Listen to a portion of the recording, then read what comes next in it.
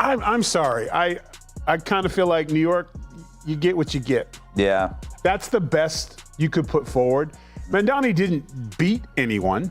Yeah. He didn't, I mean, the Republican guy was still wearing a red beret. Yeah. I mean, for how long is Prince? I will not abandon my principles for fear of being deemed radical. As the great senator from Vermont once said, what's radical is a system which gives so much to so few and denies so many people the basic necessities. Zohran Mamdani walked in confident, ready to deliver his smooth progressive talking points, and walked out looking completely blindsided, not by a rival politician, not by a hostile reporter, but by two men who treat primetime TV like a full contact sport. He expected a debate when he faced Tyrus and Greg Gutfeld. What he got was a public demolition, live on air. This might be too elitist, but if you belong at a co-op meeting or a condo meeting. We have won because New Yorkers have stood up for a city they can afford. A city where they can do more than just struggle. And it's where the mayor will use their... Smash that like button and subscribe. You do not want to miss what's coming. Here's the thing about Mamdani. In certain circles, he's seen as the future. Young, sharp, and unapologetically progressive. The kind of politician who has college campuses nodding in approval and panel moderators leaning forward in admiration. That was the best Republican foot forward. A disgraced governor was, and it was, he only won by 13. Yeah. And you just walk, there's 8 million people between here and Times Square. Who didn't vote. Who didn't vote. Yeah. So it's kind of like, this wasn't a referendum on New York.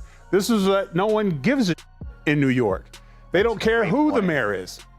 They had a mayor who was law and order. Now we got to get rid of him. He talks housing justice, wealth redistribution, and structural reform. The full progressive syllabus. For a while, that formula works like a charm. The applause is warm, the hashtags trend, and the room feels electric. Until the room changes.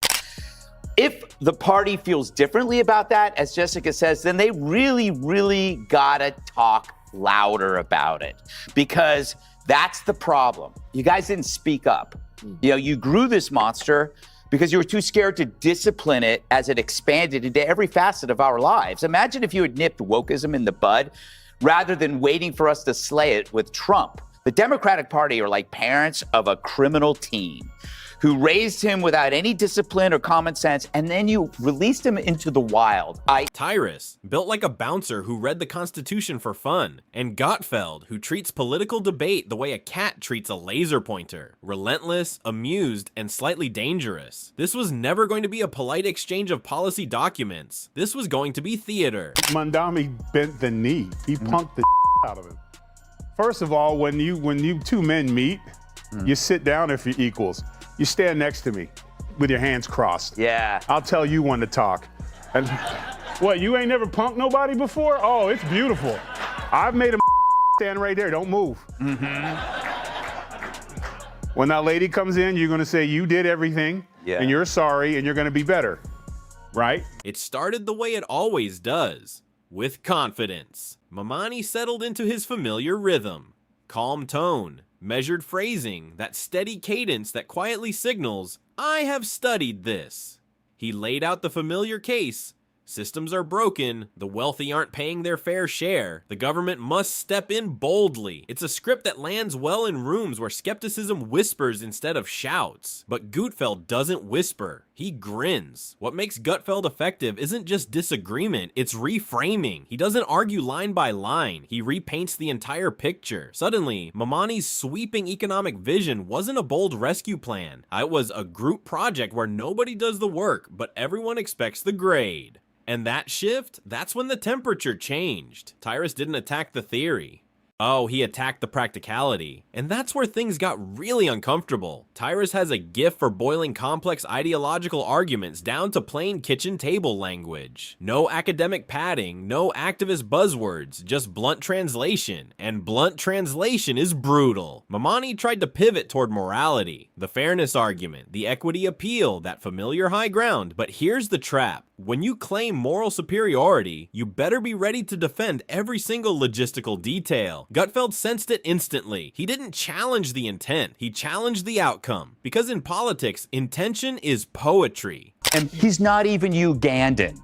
You know, by definition, you have to have parents or grandparents who are Ugandan. He was born in Uganda. Both of his parents are Indian, which might be the reason why they left. But what's interesting is he didn't say he was Indian, because he knew they have the highest median household income in the United States, and he knew that wouldn't help him in the oppression Olympics.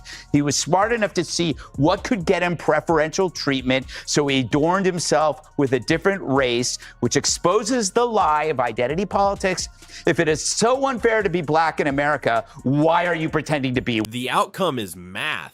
And math does not care about good intentions. The audience felt it, that subtle shift from nodding along to leaning back. The moment a speech stops feeling like inspiration and starts feeling like a test. Mamdani tried to steer the conversation back. Systemic injustice, corporate excess, bold reform. But every time he built momentum, Gutfeld slipped in a sarcastic needle that popped the balloon. Not loud, not angry, just surgical. Tyrus, meanwhile, did something even more devastating. He personalized it. He reframed these grand proposals not as ideological triumphs, but as potential burdens on the very working class families progressive politics claims to champion. And that's the twist nobody warns you about. When your opponent argues that your compassion could hurt the very people you're trying to help, you don't just lose ground, you hesitate. And hesitation on live television feels like slow motion. Manny isn't inexperienced. He's debated before, but this wasn't an academic forum or a friendly podcast. This was primetime sparring with two men who thrive on turning seriousness into spectacle. Gutfeld painted Mamdani's economic ideas as well-meaning chaos, like rearranging deck chairs while insisting the ship isn't sinking. It's just socially misaligned. Too much. Yeah. Now they're going to have a mayor in who says high-quality childcare. And no police. Yeah. There's another word for that. It's called trafficking.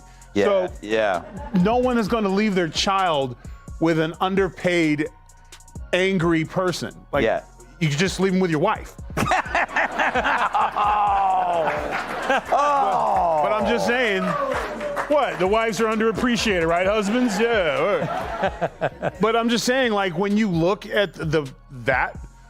There's a reason Gutfeld has built an empire around this style. The punchline becomes the headline, and when policy gets reduced to humor, it forces the speaker to defend not just the idea, but the optics. Manny tried to reclaim control by leaning on data and long-term benefits, insisting transformative change requires discomfort. But Tyrus countered with something deceptively simple. Trust. Do voters trust these sweeping promises won't spiral? Do small business owners trust new regulations won't suffocate them? Do middle-income families trust higher taxes won't quietly creep into their own budgets? These aren't theoretical questions, they're visceral ones, and when asked bluntly, they stick. Mamdani's entire appeal rests on urgency. The system must change. The status quo is unacceptable. Bold action is required now. Gutfeld reframed that urgency as recklessness, implying that tearing down structures without airtight replacements isn't bravery. It's improvisation, and nobody wants improvisation from their government. He's one of the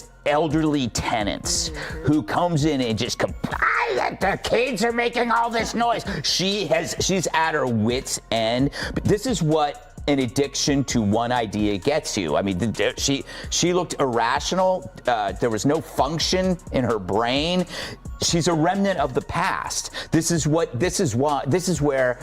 Trump derangement addiction brings you, to that spot where you're this mental unwellness. How many more examples? The irony. Mamdani thrives in spaces where bold rhetoric earns applause and redistributive economics sounds like justice served hot. But on that stage, with that audience, the applause wasn't guaranteed. And that's where the shock set in. It wasn't a knockout blow. It was an accumulation. A joke here, a pointed question there, a skeptical eyebrow at exactly the right moment. Gutfeld excels at turning confidence into caricature, subtly suggesting that idealism without constraints becomes fantasy. And once that seed is planted, every answer starts to feel slightly defensive. Mamdani tried to reclaim the narrative by invoking historical precedent, that major reforms always face resistance, that progress is always mocked before it's embraced. It's a compelling arc, the misunderstood visionary. But Gutfeld disrupted that hero narrative with satire, implying that not every ambitious proposal is a civil rights moment waiting to be appreciated. Sometimes it's just a bad idea dressed in good intentions. That line, intention versus outcome, became the quiet battlefield. The dynamic was crystal clear. Manny was arguing for transformation. Gutfeld and Tyrus were arguing for caution. Trump's laughing and smiling because he's got him. Yeah. Mamdani didn't come in there. He sold, we call it wolf tickets. He sold all these, he's a this, he's a that. And when I get there, I'm going to tell him this. He went in the office, he's like, don't sit down. And what was that you said last February? Oh, sir, I was hoping if you could help me with my buses. And sure, let's go do a press conference. Like, that was ultimate Trump. That's how you are not such a non-threat that you can stand next to me like you're in the altar and the choir boy while I'm holding business at the big man desk. And Mamdani was like, yes, yes.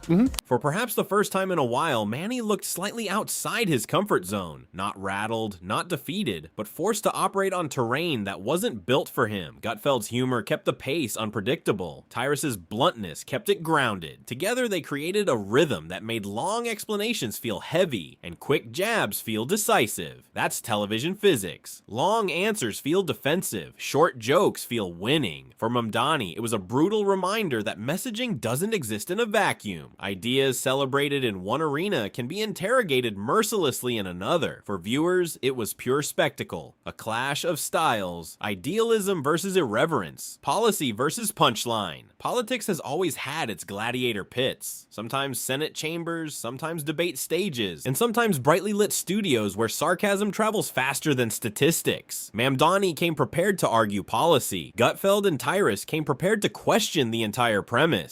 In the end, nobody changed their ideology overnight, but the dynamic shifted. The progressive rising star found himself navigating crossfire instead of applause. And whether you saw that as an unfair ambush or long overdue scrutiny, that probably depends on where you already stood. Ever seen what his argument is for that? He says it's because the box where you put the money, it makes the homeless people who come in feel very bad, that they have to pay. So just remove the conflict that leads to violence against the bus driver. Just get rid of the bus fare, the toll box. And then all the stuff, that is the reasoning of a child.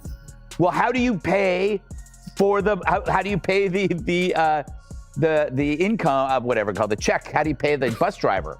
Where does the money go? How do you do this? That's the genius of these encounters. They don't just test ideas, they test adaptability. In modern politics, having a vision isn't enough. You have to survive the spotlight when that vision becomes the punchline. On that night, under those studio lights, Zohran Mamdani discovered that conviction is powerful, but sarcasm, wielded precisely, can be downright volcanic. And the real aftershock didn't even happen on set. It happened afterward when the clips started circulating. Not the full policy explanations, not the careful context, just the sharpest exchanges. To understand why the segment hit the way it did, you have to understand the contrast in brands. Mamdani represents the new wave of progressive politics. Bold proposals, unapologetic rhetoric, systemic overhaul, on it aligning ideologically with figures like Bernie Sanders and Alexandria Ocasio-Cortez. It's insurgent energy packaged as moral clarity, but Gutfeld doesn't treat insurgency as heroic. He treats it as material. The formula is simple. Take serious political ambition, run it through satire, and see what survives the spin cycle.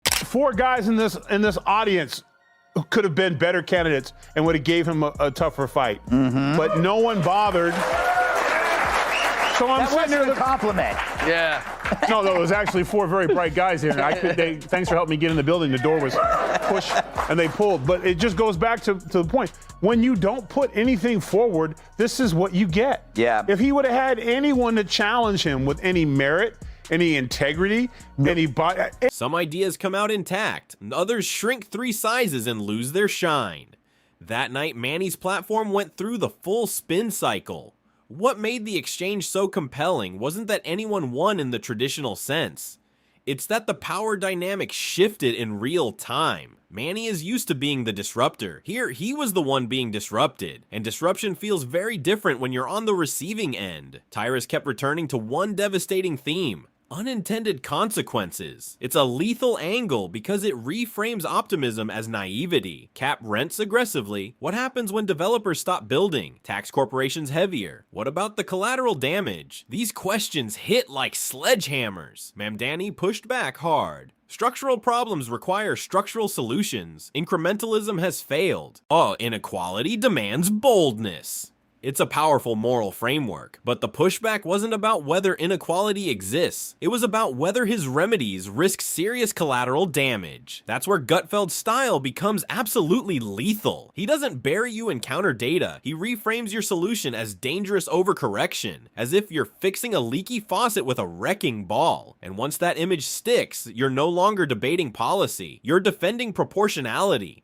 I've yet to see anybody who's in the throes of Trump derangement ever improve or get better or be successful. Once they're in it, they can't get out. They need to get complete deprogramming, go to some spa in the middle of nowhere, do some trauma therapy. And you're right, Trump is the only thing the party has because they cannot articulate ideas that are counter to his because his are common sense.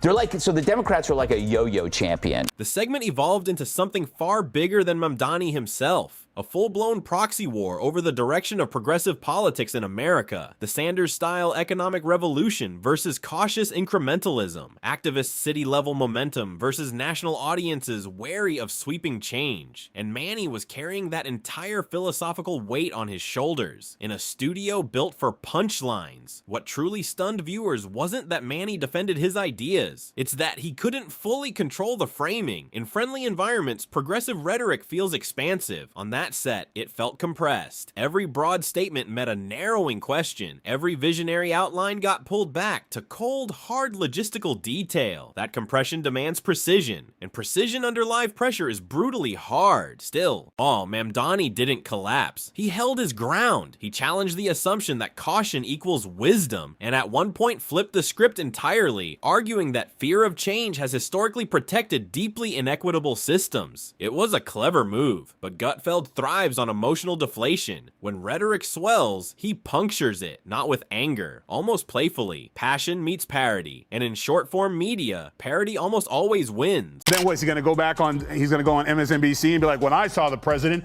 I told him this, and I was like this. Like, no, you sat there with your hands crossed and kept, look, is it okay to talk? Is it okay to talk? So this was a great day for President Trump because this dude is what he is not leadership. Mm-hmm. He says whoever tells him. He's the toughest guy in the room when he's surrounded by his people. Mm-hmm. He went there to Trump. He's going to change things. He's going to do this. He should have been in there like not shaking his hand, talking. We're gonna take you down. I am your greatest. Tyrus brought a different kind of weight. Less theatrical, more grounded. He framed the debate not as ideological combat, but as lived reality, speaking about working families and small business owners navigating real economic fragility. The framing felt tangible. It shifted the conversation from theory to consequence, and consequence is harder to romanticize. By the final minutes, the energy had shifted from offensive to defensive. Critics argued Mamdani struggled when pushed beyond slogans into granular detail, but the undeniable truth, he was tested outside his comfort zone, and that's exactly what made it so compelling. Political figures often operate inside echo chambers where applause creates insulation. That insulation disappears completely under a cross-ideological spotlight, and he stepped into that spotlight willingly, and that signals real confidence. But confidence isn't immunity. Progressive messaging leads with moral urgency and resonates emotionally, but when confronted with skeptical pragmatism, emotional appeal must translate into airtight execution. Otherwise, opponents will frame boldness as recklessness every single time. So back in 2009, Zohran Mamdani, or whatever, the Socialist Democrat nominee for New York City's mayor, identified as Black or African American when he applied to Columbia University. I guess there was no box for trust fund communist douchebag. But it didn't work. He didn't get in. He probably shouldn't have included a referral letter from this lady. But now, Zohran says he doesn't consider himself Black. Gutfeld understands television psychology. Audiences respond to rhythm, humor, and confidence. Tyrus understands relatability, translating abstract debate into everyday impact. Together, they didn't just challenge Mamdani's policies, they challenged his presentation, and presentation shapes perception. For Mamdani, this moment may ultimately strengthen him. Political growth comes from friction. The exchange proved he's willing to engage beyond safe territory. And that willingness, paired with sharper responses next time, could broaden his credibility. Because there will be a next time. Figures aligned with Sanders-style economics aren't fading. They're organizing, campaigning, and expanding influence in urban politics. But the myth of effortless dominance took a serious hit. Mamdani discovered that conviction must coexist with adaptability. Gutfeld and Tyrus demonstrated that skepticism, delivered with composure and humor, can redirect even the most confident narrative. Politics today isn't just about policy papers, it's about frames. Whether you saw this as a public torching or a trial by fire depends entirely on where you sit. But one thing is certain, in the modern media arena, ideas don't just compete, they collide. And sometimes the collision tells a far bigger story than the policies themselves.